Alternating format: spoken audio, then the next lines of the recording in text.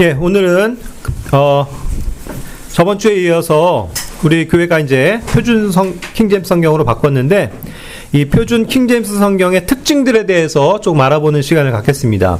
그래서 이제 번역의 원칙들에 대해서 조금 제가 다시 한번 정리를 해 드릴 테니까 이제 한번 좀 이해하시고 앞으로 이제 성경을 읽는 데 있어서 또 이 성경이 이렇게 이러한 원칙을 가지고 번역됐구나, 그거를 또 공부하실 수 있으면 좋겠습니다.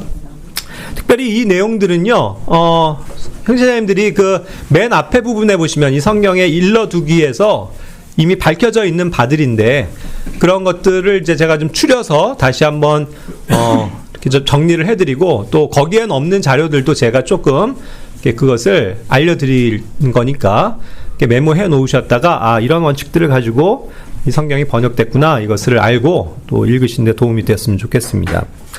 먼저 개요를 다시 한번 말씀드리면, 우리가 보는 이 표준 킹제임스 성경은 현재 제3판입니다. 예, 1, 2판을 거쳐서 3판이 이제 12월에 나온 거죠. 그래서 윤경원 형제라는 이 한 분이 그 책임 번역자입니다. 그래서 뭐 거의 대다수 이분이 한 거죠. 거기에 이제 약 30여 명의 킹제임스 성경을 사랑하는 목회자들이 최근에 이 교요를 하는 것에 또 참여를 했다고 하고, 또 그 밖에도 40여 명의 교율자들이 참여를 해서 이렇게 빨리 정말 빠른 시간 안에 합심을 해가지고 이러한 빠른 그 3판이 번역되어서 나올 수 있었습니다. 그리고 저번에도 말씀드린 것처럼 뭐 이것을 그냥 이 한글 번역 자체가 완전하다, 아직까지 또 그렇게 보지는 않기 때문에 또 분명히 오탈자도 여전히 있을 수도 있고, 혹시라도, 그리고 또 조금 이렇게 뭐 수정을 해야 될 부분들이 나중에 생길 수도 있겠죠. 예, 그러니까 이제 그런 것을 재교정 작업을 계속 앞으로도 해나갈 것이다 라고 밝혔죠. 그래서 2년 후에는 한 계획상 4판을 이제 완성된 판으로 더 이상 수정 작업 없는 그런 완전한 성경으로 출판하고자 하는 게 목표라고 들었습니다. 우리가 이 성경을 채택한 데에는 현재로서는 이 영어 킹제임스 성경을 최종 권위로 믿으면서 순수한 영어 본문, 이제 이 성경은 1769년 캠브리지판입니다. 그것만으로 이제 번역을 하였고, 또 그런 점에 있어서 교리적인 큰 오류가 없는 유일한 성경이기 때문에, 유일한 대안이기 때문에 우리는 이 성경으로 바꾼 것이라고 설명을 드렸습니다. 자, 그럼 이제 첫 번째로 그 번역의 원칙들을 설명을 드릴게요. 자, 첫 번째는 이 성경은 무삭제의 원칙을 가지고 있습니다. 그래서 명사건, 동사건, 대명사건, 형용사건, 부사건, 전치사건, 접속사건, 전치사 구의건, 부사구의건, 또 하나님의 이름들 등 기존 성경 번역들이 좀 이렇게 무관심하게 이렇게 놓쳐버린 부분들, 또 삭제하고 번역하지 않은 그런 부분들을 모두 반영했다라고 밝히고 있습니다. 그래서 그런 것들 하나하나에도 이렇게 주의를 기울여서 빠지는 것 없이 번역을 하고자 하는 그러한 노력을 한 성경입니다. 두 번째, 수동태의 원칙입니다. 예, 이 수동태가 이건 영어이기 때문에 굉장히 중요하잖아요. 그것을 잘 살리고자 노력했다는 것입니다. 누가 누구에게 한 것인지를 명확하게 하기 위해서는 이 수동태를 반드시 살려주어야 한다고 하죠. 수동태를 무시하게 되면 성경에 기록하신 그 하나님의 뜻과는 전혀 다른 뜻이 될 수 있기 때문입니다. 자, 그래서 이제 하나의 예를 들어볼게요. 마가복음 9장 42절 말씀. 여기에서도 이제 그 밑줄 친 부분에 were hanged, 그래가지고 이렇게 걸려져 있다라는 수동태로 사용이 되고 있거든요. 쓰여져 있습니다. 킹제임스 성경은. 자, 이것을 연자 맷돌을 목에 걸고 바다에 빠지는 것이 낫다라고 기존의 성경들이 번역을 했었는데, 그럼 뭐죠? 그것과 이 표준역 성경처럼 연자 맷돌이 걸린 채 그가 바닷속에 던져지는 것이 그에게 더 낫다. 수동적인 표현과 그냥 능동문으로서의 번역은 차이가 있다는 거죠. 연자 맷돌을 목에 걸고 바다에 빠지는 것이 낫다라고 하면 스스로가 이걸 들고 물에 빠져서 자살을 하는 것이 차라리 낫다라는 식으로 능동적인 번역이 돼버리죠. 그러나 하나님의 뜻은 그것을 얘기하는 게 아니거든요. 그런 사람은 차라리 연자 맷돌에 걸린 채 바닷속에 던져지는 거. 예? 그죠? 요나가 사실 그랬잖아요. 던져졌잖아요. 그죠? 그런 어떤 수동태의 의미가 굉장히 중요하다라는 거죠. 자칫 그런 것이 빠져버리면 오해할 수 있는 영역들이 생기기 때문에. 마태복음 5장 5절 등에서 나오는 이 blessed라고 하는 이 단어도 사실 are blessed 해가지고 수동적인 표현입니다. 전 이 번역을 이렇게 한 것에 대해서 참 감사하는데, 사실 이 bless라고 하는 거가 굉장히 오해가 많거든요. 예? 뭐 우리가 축복이라는 말로 많이 기독교에서 쓰기 있기 때문에 이게 뭐 남발을 하잖아요, 사실. 목사님들이 뭐 성도들을 축복합니다, 뭐 축원합니다 하면서 자기가 뭔가를 성도들을 복을 줄 수 있는 사람인 것처럼 그렇게 얘기를 하는 거잖아요. 근데 복을 빌축이거든요. 복을 빈다라는 개념으로 이제 우리가 축복이라는 말을 쓰는 건데, 자, 복을 비는 것도 결국 누구에게 빌어야 되는 거예요? 하나님께 빌어야 되는 거거든요. 하나님께서 주시는 복을 우리가 받아 누리는 것, 그것을 소망하는 것이지, 뭐 누가 누구를 뭐 복 주고 그러는 건 아니라는 거죠. 그래서 이제 이 축복이라는 단어, 복이라는 단어가 굉장히 조금 이렇게 오해의 여지가 있게끔 그동안 사용이 됐었는데, 자, 이 부분은 어떤가요? 여기에서는 온유한 자들은 복이 있다 하면은 결국 역시 그대로 그냥 이런 사람은 복이 있다라고 받아들여지는 반면, 온유한 자들은 복되도다라는 수동적인 그 의미를 살려서 번역하면 뭐예요? 스스로가 그 사람이 복이 있는 게 아니라, 예? 그 하나님께로부터 오는 복을 받아서 복되다, 이러한 수동적인 의미가 되는 거죠. 그러니까 주체가 달라지는 거예요. 예? 내가 스스로가 복을 만들어가는 게 아니고, 그래서 맨날 그냥 복 주십시오 하고 복받 이게 아니고, 예? 내가 복을 하나에 만들어가는 게 아니고, 예? 복이 되어주시는 그 하나님에 의해서, 예? 복이 되어지는 거, 복된 삶을 살게 되는 거, 복이, 예? 복되다, 복되도다, 복이 있다가 아니고 복이 된다라는 개념으로서 쓰여지게 되면 훨씬 더 하나님에 의해서 되어지는 것에 대해서 우리가 명확한 개념을 잡을 수 있다는 겁니다. 뭐 그래서 이제 대표적으로 이제 제가 설명을 드렸고요. 세 번째 봅시다. 성별의 원칙.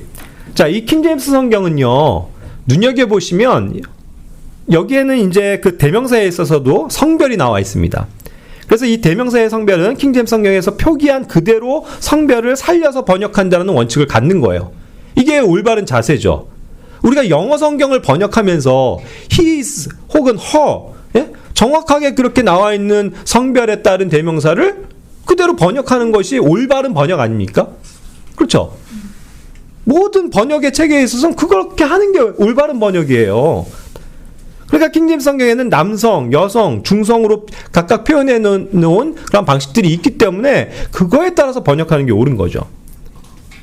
그러니까 heis인지 her인지 아니면 뭐 그것이 it인지 수컷인지 암컷인지 아들인지, 혹은 그래서 우리가 중요하게 여기는 건데 하나님의 자녀인지 아니면 하나님의 아들인지 성별이 명확하잖아요. 성별이. 예? 그래서 굉장히 중요한 부분이라는 거죠. 영어엔 그것을 부각시켜 놨는데 그것을 다 그냥 두루뭉실하게 표현한다고 하면 그럼 안 되는 거죠. 그렇죠? 남자 화장실이 있고 표시가 있고 여자 화장실 표시가 있어야지, 그걸 두루뭉실하게 중성을 해놓으면 어떻게 되는 거예요? 남자도 들어가고 여자도 들어가고 혼란이 되는 거죠. 남탕 여탕이 있는데 그거를 혼용할 수는 없잖아요. 너무 상식적인 거 아니에요? 근데 이런 것들을 놓치고 간과했다는 거죠. 그러면서 그게 그렇게 된 이유를 항상 또 그때 제가 말씀드린 것처럼 히브리어가 어떻고 헬라어가 어떻고 이런 쓸데없는 말들을 한다는 거죠. 그죠? 우리는 킹제임스 영어 성경을 번역한 성경을 신뢰해야 합니다. 자, 그래서 예를 들어서 지혜라는 단어도요, 보면 이게 여성으로 인격화되어 있어요. 성경에 보면. 그러니까 마치 애인이 남성의 입장에서 그 여인을 애인처럼 이렇게 소중하게 여기면서 애정을 쏟는 그러한 대상으로 부각시키듯이 지혜를 아름답게 묘사하고 있는 거죠. 그런 방식을 그대로 따르는 겁니다. 성막의 기구들은요, 또 반대로 남성으로 의인화되어져 있거든요. 그게 결국 머리이신, 남편이신 예수 그리스도를 가리키는 부분이 되기 때문에 또 거기서 남성으로 표현되어 있다고요. 그렇죠? 그럼 그걸 그냥 남성으로 번역하면 되는 거예요. 뭐가 그렇게 복잡합니까? 그죠? 뭐 각종 무슨 신학적인 논리를 가지고 뭐 히브리어와 뭐 헬라어 원문을 가지고 그러한 쓸데없는 오류에 빠지지 않은 성경입니다. 자, 네 번째, 단복수의 원칙을 정확하게 지키고 있습니다. 단복수의 원칙, 굉장히 중요한 부분이죠. 이것도 그죠? 단수면 단수고 복수면 복수잖아요. 너무 쉬운. 그래서 S 하나가 붙으면 그냥 복수가 되는 게 영어의 자동 문법인데 왜 그걸 놓치고 또 그걸 의도적으로 삭제하냐는 거죠. 그래서 이 성경은 그것을 원칙을 그대로 지킨다. 자, 이런 내용도 우리가 한번 생각해 볼 필요가 있습니다. 이제 그 구약에서 희생물을 드리기 위해서 그 제물을 잡잖아요. 그럴 때 그 죄를 전가할 때 그 소에게도 안수를 했었죠. 그런데 그때 안수할 때는 손을 단수로 표현하고 있습니다. 성경은, 킹제임스 성경은. 그리고 머리 위에 안수하는 거예요. 결국 오른손을 드는 거죠.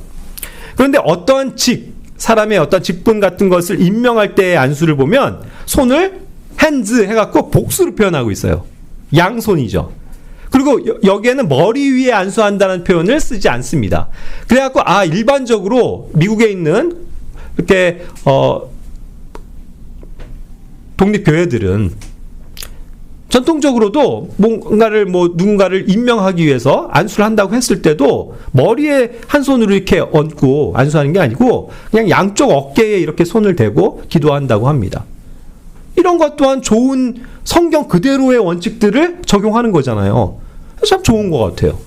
근데 오늘날은 뭐예요? 뭐 흔히들 영상 같은 데서도 보셨을 수도 있는데 일반 교회 목사 안수식이다 장로 안수식이다 하면은 막 무릎을 꿇혀놓고 목사가 나와갖고 탁 오른손 하나로 머리를 탁 하면서 안수하면서 뭔가 자기가 그 권한을 임명하는 그런 식으로 이제 얘기를 하잖아요. 근데 오히려 한 손으로 머리에 안수하는 거는 성경에서 볼 때 제물의 그 죄를 전가시킬 때 하는 방식이었는데 죄를 전가하는 건가요? 그렇죠. 그래서 우리가 이게 한 손인지 양손인지까지도 복수인지 한 손인지 이런 것까지도 명확하게 규정 지어주고 있는 킹제임스 성경을 신뢰해야 된다는 거예요. 그렇죠? 자, 가장 또 중요한 신약적인 교리가 있죠. 그 단어가 first fruits입니다. 복수예요. S. 첫 열매들이잖아요. 이건 초등학생한테 번역을 하라고 해도 첫 열매들이라고 번역을 할 겁니다. 그렇죠? 그 당연한 거 아니냐고요. 그런데 S를 의도적으로 삭제를 해요. 그냥 첫 열매라고 얘기를 하면서 번역들을 하는 성경들이 있단 말이죠. 그럼 뭐예요? 의도죠. 결국 또 그들의 의도는 뭐에 돌아가요? 이게 왜 첫 열매들이 될 수 없고 첫 열매라고 단수로 표현해야 하냐 하면서 헬라어가 어떻고 저쩌고 이런 얘기들을 하고 있는 거예요. 그래서 이제 그런 면에서 잘못되어졌었던 것을 정확하게 이 성경은 바로잡고 있다는 겁니다. 요한계시록 14장 4절에서도 나오는죠. 구속받아 하나님과 어린 양께 첫 열매들이 된 자들, 첫 열매들. 한 열매만 있는 게 아니고 그것과 함께 일련되어서 함께 되어 묶여져 있는 첫 열매들인 거죠. 부활의 첫 열매들인 거잖아요. 이런 것을 그 전의 성경들이나 또 지금 나온 근본역 성경도 결국 그런 거를 따라가기 때문에 헬라어에 따라서 단수형으로 번역했다는 게 얼마나 안타까운 일입니까?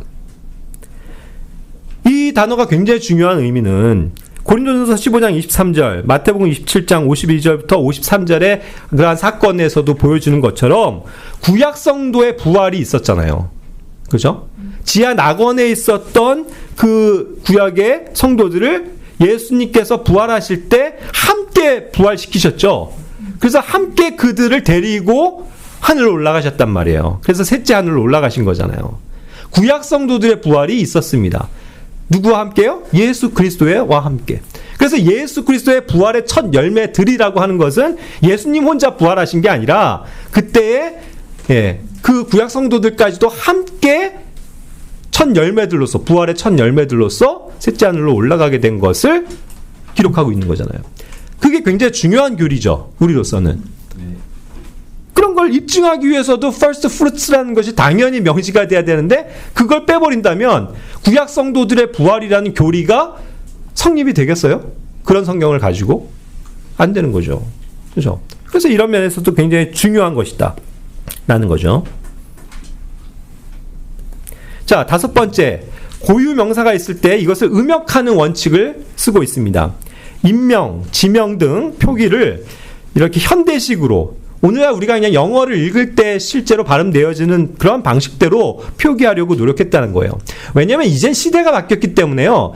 예전에 그런 어떠한 그 영어 외래어를 표기하는 그 표기법도 국제법상 바뀌었잖아요. 우리나라가 정해놓은 이제 법, 그것에 의해서 바뀌잖아요. 그걸 옛날 방식으로 하다 보면은 너무 상관도 없는 그런 식의 이 표현이 되기 때문에 이제는 우리가 어느 정도 영어에 익숙해진 세대가 됐기 때문에 그것대로 해도 무방하다는 거죠.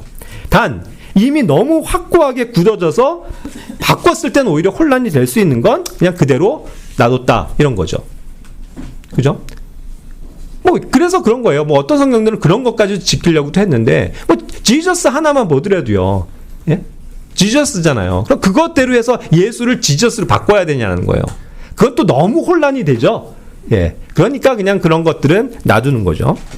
그러나 일반적으로 이렇게 바꿀 수 있는 거, 아직까지 뭐 이렇게 그렇게 뭐 바꿨을 때 문제가 안 되는 것들은 바꿨다는 거예요. 그래서 성경 책 이름도 이제 그건 고유한 이름이기 때문에 66권은 우리가 너무나도 통용을 하고 있기 때문에 안 바꾼 거죠. 예를 들어서 여기 쓴 것처럼 세파냐라고 되어 있는 식으로 지금 읽을 수 있는 이 단어를 오늘날은 스파냐라고 그냥 그동안 써왔잖아요. 스파냐서. 그렇죠. 그걸 굳이 기내서 뭐 스파냐라든가 뭐 제파냐라든가 이런 식으로 뭐 바꾸진 않았다라는 겁니다. 하지만 그 외의 것들은 그래도 읽는 그대로의 발음을 하기로 한 거죠. 예. 그래서 뭐 성경 지명 지온, 시온 있죠. 시온도 지온이라고 실제로 또 해놨습니다. 예. 왜냐하면 그것이 이제 정확한 지금의 어떠한 현대식으로도 알 수 있는 지명이기 때문에 국제표기법에 더 가까운 것을 이제 활용한다는 거죠. 그래서 우리 성경에는 이제 두로라고 돼 있었던 것도 사실 영어로 보면 티레예요. 티레. 그래서 실제 지명을 뜻하는 이 티레 바꿔주는 거죠. 블레셋이라고 우리가 그동안 써왔지만 예? 필리스티아라는 하나의 지역을 정확하게 현대에서도 이해할 수 있게끔 이 필리스티아가 어딥니까? 이게 팔레스타인인 거예요. 예? 정확하게. 그러니까 이제 이런 식으로 우리가 이제는 다 받아들여질 수 있는 거. 바사 하면 뭐 어딘 줄 압니까? 옛날에나 바사 그랬죠. 모든 백과사전이건 뭐 세계사 공부건 다 책에 뭐라고 돼 있어요? 페르시아잖아요. 그럼 페르시아로 그대로 말 그대로도 페르시아니까 페르시아라고 하는 게 낫지. 그걸 왜 바사라고 합니까? 그러면 무슨 옛날에 있었던 뭐 희한한 고대 왕국처럼 인식이 되잖아요. 그러니까 바꿔주는 거죠. 같은 인물, 지명이라도 히브리어와 아람어와 헬라어의 각 표기의 차이가 생기면 역시 차이가 난 대로 살려준다. 이것도 굉장히 훌륭한 원칙이죠. 무슨 말이냐면 이게 철자법에서도요. 이 킹제임스 성경은 구분이 되어져요. 예전에 엘리야가 있다고 쳐봐요. 엘리야를 표기하는 방식은 당연히 그 나라 사람, 히브리 사람인 유대인들이 히브리어로 여기 엘리야라고 얘기했겠죠. 그거를 영어 성경으로 번역했을 때 엘리야가 되는 거예요, 실제로. 근데 신약에서는 그런 것에 대한 어떤 그 표기가 엘리아스로 바뀌어 있거든요. 헬라어에선 그렇게 표기를 한단 말이에요. 그거 그대로를 차이가 있으니까, 우리가 문자적으로 볼 때 차이가 있으니까 동일한 인물이라는 걸 알지만 구약적으로는 엘리야를 이와 같이 써주고 신약에서는 엘리아스라고 써주고 있는 그것을 구분을 좀 해줄 필요는 있잖아요. 우리가 물론 영어로 보면은 차이점을 알지만 순간 한글로 보면 무심코 넘어갈 수 있으니까 그런 걸 위해서 엘리 한 다음에 대시를 넣고 야로 해서 예전의 방식과는 다르게 표기되어져 있다라는 것을 명확하게 독자들에게 구분시켜 준다는 거죠. 이러한 노력까지도 세밀한 노력까지도 번역자는 해줬어요. 좋죠.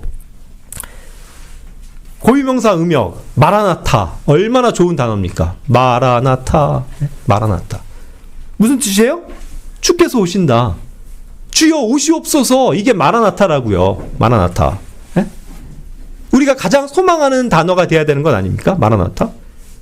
물론 그 번역을 하면 주께서 오신다, 주여 오시옵소서 이런 뜻이니까 그렇게 번역을 할 수도 있겠지만, 킹제임스 성경에서 마라나타라고 그냥 남겨두셨으면 우리도 마라나타라고 번역해도 아무런 문제가 없는 거죠. 그 고유 명사를 쓰는 게 합당하다는 거예요. 할렐루야라는 말이 없습니까? 있어요. 할렐루야라고 쓸 수도 있고 어떠한 부분에선. 하지만 뭐예요? 주를 찬양하라. 그 뜻으로 또 킹제임스 성경은 번역해놨죠. 그럼 그냥 그대로 따르는 거고. 그죠? 그래서 고린도전서 16장 22절 같이 이제 마라나타라는 것이 또 분명히 나오는 건데, 그것을 그냥 그대로 살려서 번역한다는 거죠. 킹제임스 성경이 음역한 그대로의 방식을 따른다라는 겁니다. 여섯 번째는 이제 인칭의 원칙인데요. 자, 특별히 이제 주요한 점을 둔 것은 뭐냐면 2인칭 화자의 용례예요. 그 대상을 명확하게 해야 된다는 거죠. 내가 어떠한 사람과 지금 1대1로 대화하고 있습니다. 그럼 항상 이 사람은 내가 말할 때 당신이 되는 거죠. 너가 되는 거잖아요. 그걸 정확하게 해줘야 되는 거예요. 그거를 그냥 제3자가 그가 뭐 그렇게 말한다라는 식으로 번역해서는 혼란이 될 수도 있는 거죠. 그러니까 예를 들어 보세요. 요한복음 7장 27절을 적어놨지만 Lord 한 다음에 I believe that thou are the Christ. Thou, you are Christ, the Christ. 당신은 그리스도이십니다. 이렇게 정확하게 화자가 1대1로 예수님 앞에서 얘기를 하는 거잖아요. 주님, 당신은 그리스도십니다. 이렇게 표현하는 거예요. 그럼으로써 그 말하고 있는 사람이 예수님과 함께 바로 직접 앞에서 당신이라고 표현하면서 자신의 고백이 되고 있는 걸 얘기를 하는 거잖아요. 이걸 항상 thou라는 표현을 이 흠정역은 그동안 그 주님이라고 다 바꿔놨거든요. 어떻게 주님을 당신이라고 얘기하냐 뭐 이런 식으로 하는데, 왜 당신이 뭐예요? 당신은 너에 대한 높임 표현이에요. 지극히 높임 표현이 당신입니다. 그렇죠? 당신은 나의 주십니다. 이렇게 그냥 번역하는 거라고요. 그래야 1대1로 이렇게 직접적인 대화가 이루어진다는 걸 아는 거죠. 자, 이게 얼마나 중요한 방식인지, 어감이 어떻게 다른지를 생각해 보세요. 우리가 읽을 때도요, 이게 우리에게도 와닿는 거예요. 예? 주는 그리스도시오 하면, 그렇죠. 갑자기 말하고 있다가도 주는 그리스도시오 하면 he, 그렇죠? He is the Christ. 이런 개념이 돼버린다고요. 주님은 그리스도다. 그렇죠? 이런 표현이 아니고 직접적으로 내가 1대1로 당신은 나의 주님이십니다. 그리스도십니다. 이렇게 읽을 때에 우리가 실제로 우리도 거기에 투영이 되는 거예요, 여러분. 이해가 되세요?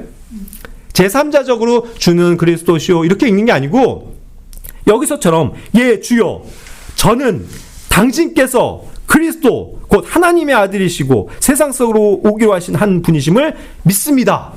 이렇게 읽을 때 뭐예요? 거기에 우리가 가 있게 되는 거예요. 그 상황에. 그래서 지금 우리도 예수님 앞에서 표현하고 있는 겁니다. 주님, 저는 당신께서 그리스도라는 것을 믿습니다. 그렇죠? 이와 같이 화자도 직접적인 화자로 내가 투영되어질 수 있다. 이게 읽는 사람에게 있어서 굉장한 남다른 감동을 주는 것이다. 그게 우리가 성경을 읽을 때조차도 정말 직접적으로 체험할 수 있는 영적인 교감이다. 영감이다. 우리는 이렇게 믿으면 되는 거예요. 그죠? 그래서 이러한 어떤 2인칭 화자를 그대로 살려서 번역한 건 굉장히 잘한 거죠. 자, 7번째는 상호 참조 체계 및 성경 내장 사전의 원칙을 따른다는 거예요.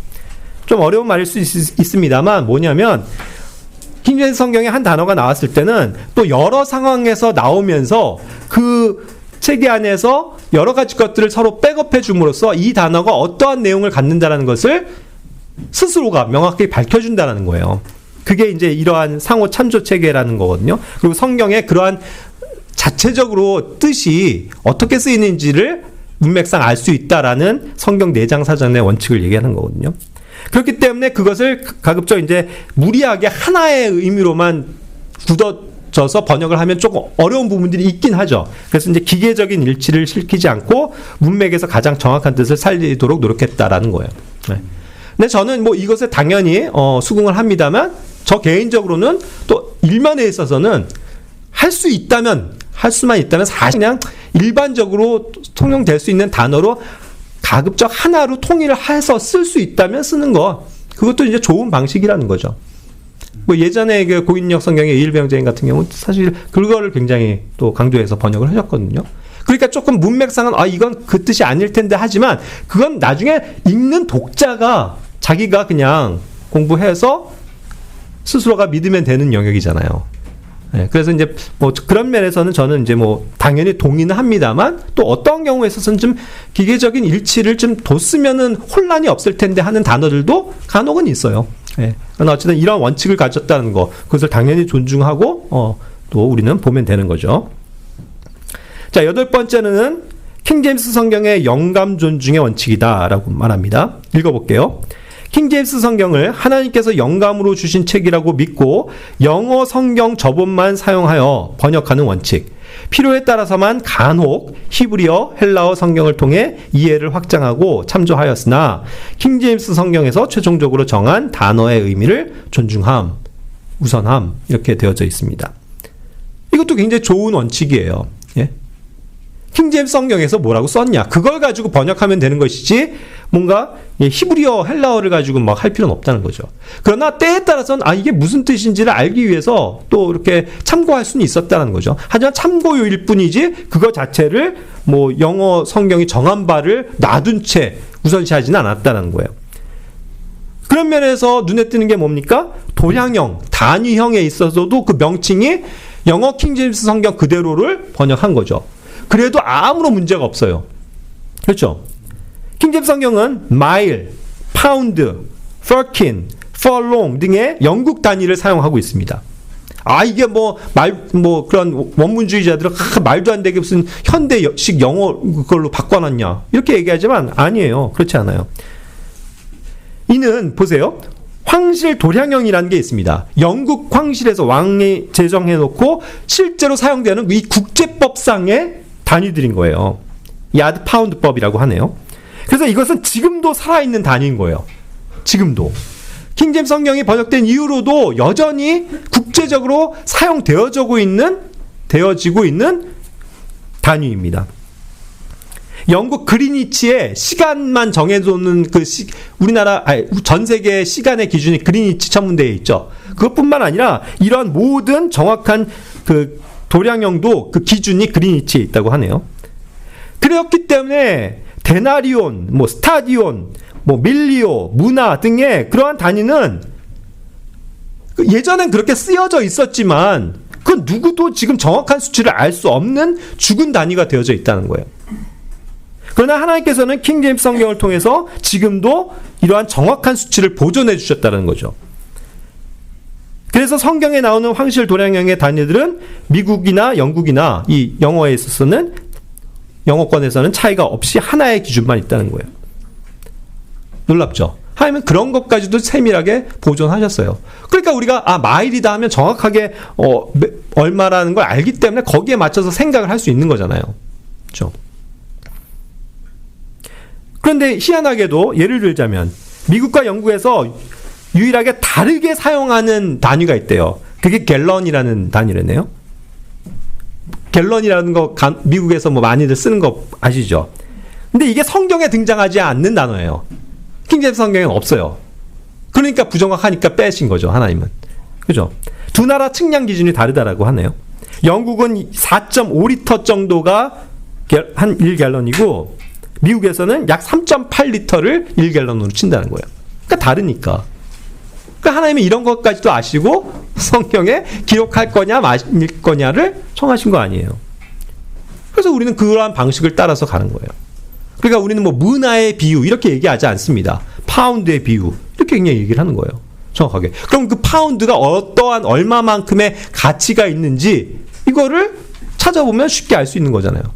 그렇죠? 근데 옛날 방식으로 고드란트 이렇게 이래 하면 이게 뭔지를 어떻게 알아요? 그렇죠? 그러니까 그리고 실제로 맞아요. 이런 것들이 우리가 영어식으로 안 쓰고 우리는 소고기 한 근만 주세요 이러니까 우린 그게 얼마라는 걸 알잖아요. 그렇듯이 우리가 아직 익숙하게 쓰진 않고 있기 때문에 마일도 우리는 킬로미터를 쓰니까 얼마인지 잘 모를 수는 있지만 그거는 정확하게 찾아만 보면 알 수 있는 거기 때문에 정확한 자료를 준다는 것입니다. 이해하셨죠? 자, 그리고 이제 이것으로 끝났고 이것이 이제 일러두개에 있는 거고 제가 그 밖에 받은 자료들을 가지고 조금 더 정리를 해드릴게요. 이 번역의 원칙들에 있어서 중요한 거 별첨인데 첫 번째, 정관사 너가 되게 중요합니다. 정관사를 살릴 때의 원칙이 있는 거예요. 그래서 모든 걸 다 살릴 수는 없지만 어쨌든 정확하게 살려야 될 때는 살린다는 거죠. 그래서 앞에 언급된 내용이나 특정한 것을 가리킬 경우에 이제 그라고 해가지고 너를 사용을 하죠. 특히 예를 들어서 이런 것들이에요. 또 다른 영역에서 하나님 또는 마귀의 경우에는 너라고 되어져 있는 거를 부각을 시켜줄 필요가 있다는 거예요. 그래서 굵게 표시를 한 거예요. 여기 이제 보시면 굵은 채가 있습니다. 이건 흠정역 성경도 때에 따라서는 그렇게 번역했던 좋은 원칙인데 굵게 표시를 하는 거예요. 그래서 우리 독자들로 하여금 뭔가 일반적이지 않네 하고 다시 한번 영어 성경을 비교해 봄으로써 이게 너가 붙어 있구나를 알 수 있게 하는 거죠. 뭔가 유일한 거라든가 아니면 하나님이나 혹은 마귀에 대해서 사용할 때 또 그렇게 되어 있고요. 그죠? 그래서 정관사의 유일무이한 의미를 살려줄 때 이럴 때죠. The rock이라고 했을 때 그냥 일반적으로 그냥 반석이라고도 할 수 있겠지만 그리스도를 지칭하는 것이 분명할 때는 반석을 굳게 표시해 주는 거죠. The light, 빛이지만 말하자면 하나님을 가리킬 때의 light라고 본다면 그것을 the를 살리기 위해서 빛을 굵은 채로 해줬다는 겁니다. 요한복음 14장 6절도 우리가 복음을 전할 때 굉장히 많이 인용을 하는 거잖아요. 나는 길이요 진리요 생명이다. 그죠? 그럴 때 뭐예요? I am the way, the truth and the life. 그죠? 그래서 더가 여기에선 예수님을 지칭하는 것이고 예수님의 그 유일한 길, 유일한 진리, 유일한 생명이 되시는 분이 예수 그리스도라는 걸 우리는 많이 강조를 하잖아요. 그럴 때 너를 강조해서 얘기를 하잖아요. 그러니까 이제 그러려다 보니까 여기서도 길, 진리, 생명을 굵은 채로 표현을 해놨다 이 뜻입니다. 자, 두 번째 너가 있듯이 부정관사 on 이것도 중요하죠. 부정관사를 살릴 때도 원칙이 있는 거예요. 요한복음 7장 20절에서도 당신은 한 마귀가 들렸도다라고 한이라고 할 수 있는 어를 살려준 거예요. 그냥 당신은 마귀가 들렸다 이렇게 그전에 성명들을 했는데 한 마귀다. 왜요? 왜 데빌이 한이라는 표현이 들어갈까요? 이것은 하나의 단수적인 표현일 때 명확하게 그것을 대조하기 때문이에요. 누가복음 8장 27절에는 마귀들이 나오거든요. devils. 그죠? 그러니까 이거 마귀들, 여러 마귀들인지 들린 건지 아니면 한 마귀가 들어온 건지 이런 것들도 명확하게 킹제임스 성경이 알려주는 방식 그대로를 번역했다. 요한복음 4장 24절처럼 하나님은 한 영이시니 어떤 그런 속성을 얘기할 때 하나님은 스피릿이다. 한 영이시다 라는 것을 얘기해 줬잖아요. 영으로서의 하나님을 얘기하는 거죠. 자, 그랬을 때 이제 현대 역본들은 이걸 그냥 God is Spirit 다 해버렸어요. 그래서 하나님이 다른 영들과 구별된 하나의 독립된 어떤 영, 존재로서의 영인 것을 강조한 킹제임스 성경과는 의미가 달라지는 것입니다. 성경에 따르면 천사들도 영, 스피릿이죠. 그리고 마귀들도 스피릿이잖아요. 그러니까 그것을 하나님의 어떤 영이시라는 것을 고유하게 독립적으로 부각하기 위해서 킹제임스 성경은 스피릿이라고 한 거란 말이에요. 그럼 그것도 살려줄 필요는 있다는 겁니다. 세 번째, 시제. 굉장히 중요하죠. 성경에 기록된 그대로 시제를 살린다. 편의와 익숙함 등의 이유로 과거를 현재로 바꾸거나 하지 않는다. 사실 우리나라 사람들은요, 우리나라 문법은 시제에 굉장히 약해요. 말이. 그렇죠? 그런데 영어 성경은 시제가 굉장히 명확한 언어잖아요. 그걸 살려주는 것이 중요하다는 거죠. 대표적으로 창세기 1장 1절 태초에 하나님께서 하늘과 땅을 창조하셨느니라. 과거. created. 창조하셨다. 그럼 그대로 하셨다라고 번역하면 되는데 왜 하시니라 해가지고 현재형으로 그걸 만들어버리냐고요. 이것은 예전에 하나님께서 하늘과 땅을 만드셨다, 창조하셨다, 창조가 끝났다라는 걸 전제로 하는 거예요. 더 이상 지금은 하나님은 창조 안 하시는 겁니다. 그렇죠? 명확하잖아요. 그리고 오히려 1장 2절 거치고 3절로 넘어가면서 지금 이 세상을 속한 것들을 새롭게 재창조하시는 과정이 나오는 거죠. 그러니까 예전에 모든 것들이 있었던 그런 것을 통괄하는 대전제가 이 창세기 1장 1절에 나타나는 거예요. 그걸 과거적으로 표현했던 거란 말이에요. 그렇죠? 이게 중요한 원리 아닙니까? 요한복음 3장 16절도 우리가 복음을 전할 때 많이 인용은 하지만 사실 정확한 의미를 알려주려고 노력하기도 하잖아요. 뭐예요? For God so loved the world. 하나님께서 세상을 이처럼 사랑하사 이게 아니고, 그래서 여러분, 하나님이 여러분을 사랑하세요. 누구나 하나님의 사랑을 받을 자격이 있습니다. 어서 오세요. 물론 우리가 이제 하나님은 정말 사랑이시고 여러분을 기다려 주신다는 의미에서 사랑하십니다라는 말을 쓰지만 그게 그 의미냐고요. 아니잖아요. 하나님께서 세상을 사랑하셨다. 과거예요. 그래서 사랑하셨던 그때 무슨 일이 있었던 거예요? 사랑하셨기 때문에 그 이유 때문에 하나님이 그 자신을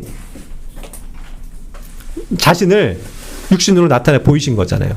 하나님의 아들로서 독생하신 분의 영광으로서 예수 그리스도를 육신화 시켜서 이 땅에 오셨잖아요.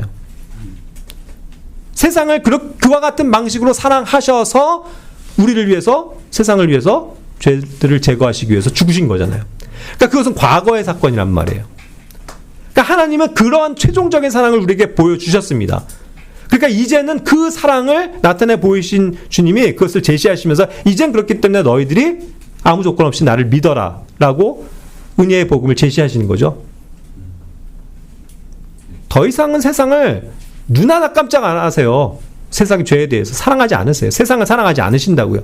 단 한 번 그것을 해결하시기 위해서 예수님을 이 땅에 보내주신 거잖아요. 그래서 세상을 사랑하셨기 때문에라는 이 정확한 표현이 중요한 거예요. 이해하십니까? 그래서 시제가 얼마나 중요한데요, 성경은. 네 번째, 접속사. 모두 다 살려서 번역한다. 굉장히 중요한 원칙이죠. and라는 하나의 접속사만 보세요. 그리고로 이렇게 쭉 이어져 가는 그 and. 얼마나 중요합니까? 창세기 1장에 이 and가 얼마나 많이 나와요. 모든 구절에 and가 붙어 있잖아요. 29절에서 첫 구절과 한 구절만 빼면은 27절만 빼면은 다 and로 나와 있다고요. and 그리고 그래서 하나님께서 창조를 이와 같이 하시고 하면서 계속 그것이 이어지는 그 접속사 and가 굉장히 중요한 것을 내포하는 거죠. 그리고 이것은 하나님의 방식에 있어서 계속 and 계속 하나님의 역사가 and로서 이어지고 있다는 것을 정확하게 살려주는 거죠. 그렇죠? 그러니 우리가 쭉 읽다가 2장으로 넘어가서 and 하다가 결국 6절에서 but 하고 갑자기 and라는 단어가 없어지고 느닷없이 but이 딱 등장할 땐 정신을 바짝 차리게 되는 거죠. 왜 여기서 but이지? 왜 그러나로 바뀌었지? 하나님의 그러한 창조의 섭리가 and로 순응적으로 오다가 갑자기 느닷없이 역행되어지는 but을 집어넣는다면 우리가 거기에 주의를 기울여야 된다는 뜻이에요. 그러니까 살려줘야죠.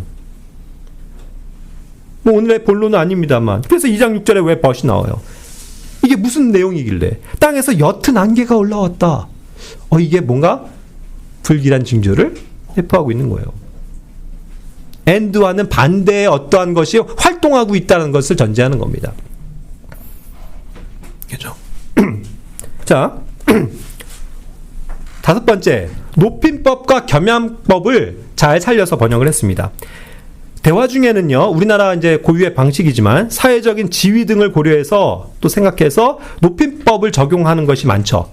그리고 또 낮은 지위에 있어서는 또 그것을 낮추는 어떤 겸양법으로서 제가 저희가 이렇게 하면서 저희 이런 것들 표현을 쓰잖아요. 그래서 그런 것들도 명확하게 살려줬다 이거예요. 전 이것도 신경 써준 게 너무 감사했어요. 좋았어요. 왜냐면 제가 이것을 예전에 한번 그 글로서도 써본 적이 있었거든요. 칼럼에서. 왜 우리나라는 이 존댓말 때문에 굉장히 많은 것들을 교리적인 것까지도 오해를 하게 해주는 것이 얼마나 많은가. 특히 그것이 예수님이 하나님의 아들로서 오셔서 이제 공생애를 시작하시는 하나님이신데 무슨 사람 앞에서 뭐 겸손 떨고 있냐고요. 예수님이. 빌라도 앞에서 빌라도 총독이시여. 사실 저는 유대인의 왕입니다. 이런 식으로 말씀하세요? 아니에요. 단도직입적으로 총독이건 왕이건 간에 눈 하나 깜짝하지 않냐시고 하나님의 권위를 가지고 말씀하셨던 분이잖아요. 그렇죠? 그런 분이 일개 여자인 그저 육신을 빌어서 왔을 뿐이지 자기과는 아무런 영적인 관계도 없는 마리아에게 어머니시여 이것을 좀 봐주십시오 하면서 어머니에게만 존댓말을 하실 이유가 있냐고요. 전혀 없잖아요. 근데 모든 성경은 그렇게 번역을 했던 거예요. 그러니까 누가 자동적으로 유일하게 예수님이 존댓말을 쓰신 분이 누구예요? 마리아잖아요. 마리아가 높이를 받는 거죠. 그래서 천주교는 좋아해요. 이런 번역을. 그렇죠? 보세요. 요한복음 19장 26절도 여자여 이 표현은 뭐예요? 여자여 낮추는 거예요. 그죠? 여인이요 하더라도 이게 높이는 게 아니고 여자요. 그냥 무시하고 그걸 전제로 하고 있는 거예요. 여자요. 여러분들 어때요? 자매들 봐. 야, 이 여자야. 기분 좋아요? 이 표현이라고요. 낮추는 표현이에요. 여자요. 예? 당신의 아들 봐라. 딱 그냥 낮춰서 부르잖아요. 그런데 이걸 여자요. 당신의 아들을 보소서 하고 높여주고 있다면 요한복음 2장 4절처럼 여자요. 내가 너와 무슨 상관이 있느냐. 이렇게 그냥 딱 직설적으로 낮춰서 나랑 너랑 아무 상관없어. 이 여자요. 어머니에게도 그렇게 단도적으로 말씀하시는 게 하나님이지. 여자요. 내가 당신과 무슨 상관이 있나이까 하면서 이 마리아에게만 이렇게 높인 표현을 써요. 번역에서도 정당하지 못하잖아요. 그죠? 그러니까 이렇게 캐톨릭이 좋아할 만한 번역 버리고 그냥 단도직입적으로 낮춰서 쓴다는 거죠. 그게 하나님으로 오신 거예요. 다만 만약에 그 12살 때 예수님의 행적을 보여주시죠. 그럴 때 존댓말을 쓰는 건 맞아요. 부모로서. 왜요? 공생애 사역 이전이기 때문에. 그죠? 이제 공생애가 시작되고선 하나님이시라고요. 하나님으로서 정확하게 이것을 나타내시는 분인데 세상에 대해서 어떠한 사람에 대해서 높임을 하시냐고요. 예수님이. 그러실 이유가 없는 거잖아요.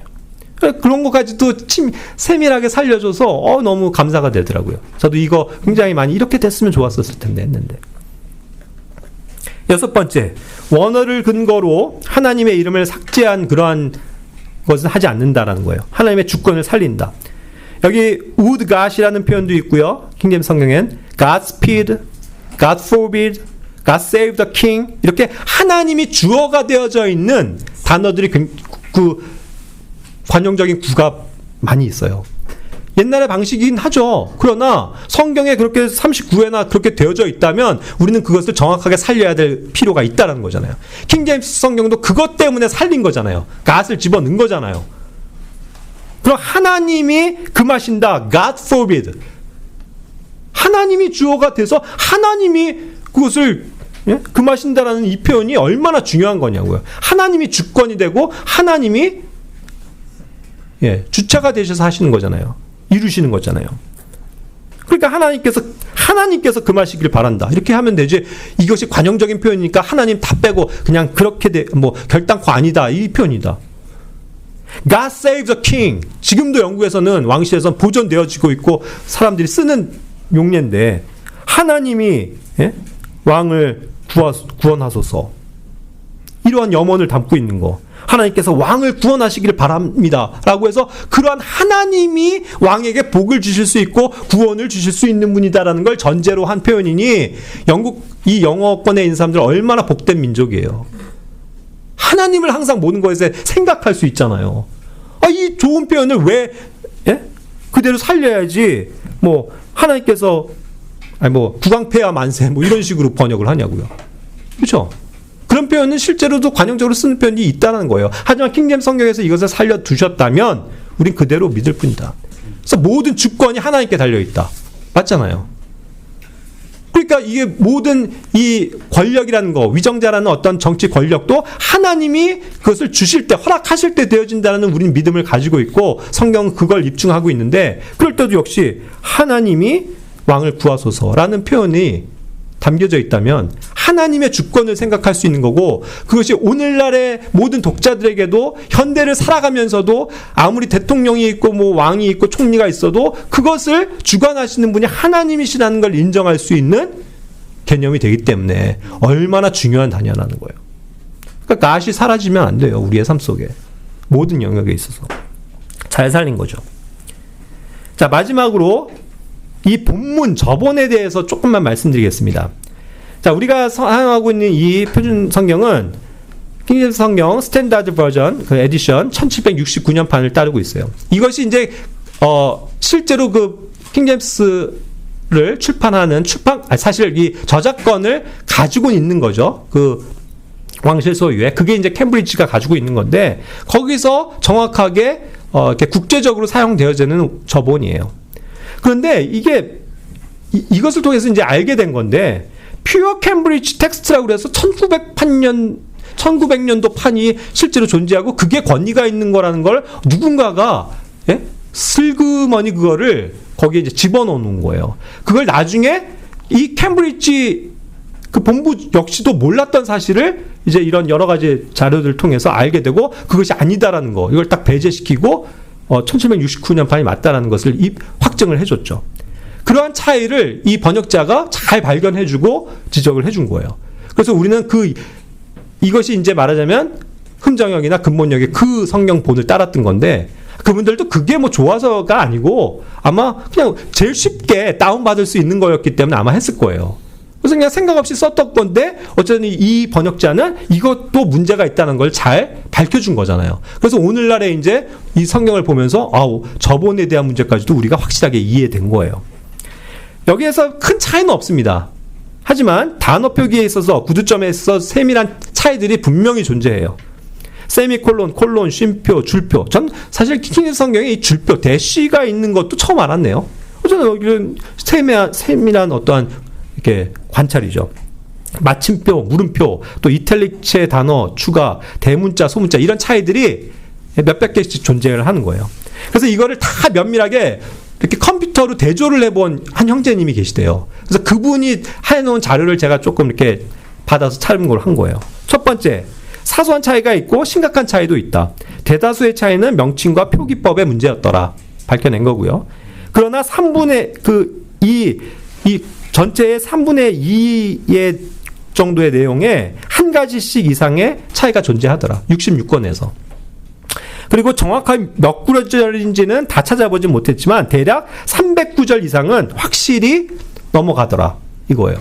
그러니까 300구절만 보면요, 성경 전체의 1% 이상을 차지하는 거예요. 그만큼이 뭔가 달라져 있다는 거죠. 이 1900년도라고 한 퓨어 텍스트라는 게. 그래서 이제 그런 문제를 제기하고 이제 우리는 그런 것들 사용하면 안 되겠구나 해서 다시 정확하게 1769로 돌아온 거죠. 그리고 누구나 다 이걸 알아요. 성경 원본을, 이게 킹제임스 성경 원본을 얘기할 땐 1769년 캠브리지를 알고 있거든요. 뭐 흠정역이건 근본역이건 뭐 한글 킹제임스 다 알고 있어요. 그런데 그거를 다운받고 이러는 게 조금 이렇게 뭐 워낙 방대한 양이잖아요. 그래서 그게 조금 절차가 어렵나 봐요. 그래서 그걸 쉽게 다운을 못 받고 그냥 어딘가에 올라 있으니까 그냥 킹제임스 성경이기도 해갖고 무심코 썼는데, 그게 알고 보니 아이러니하게도 1900년도에 누군가에 의해서 호주 사람인데 그 사람이 개인적으로 뭐 발견했다 해갖고 집어내 놓은 그 텍스트를 우연히 사용한 거죠. 그러나 어쨌든 이렇게 해서 알았으면 뭐 흠정역이나 그 전에 있었던 분들도 이게 그런 거였네요? 그냥 안 쓰고 다음부터는 바꾸면 되잖아요. 우리는 항상 정직해야 돼요.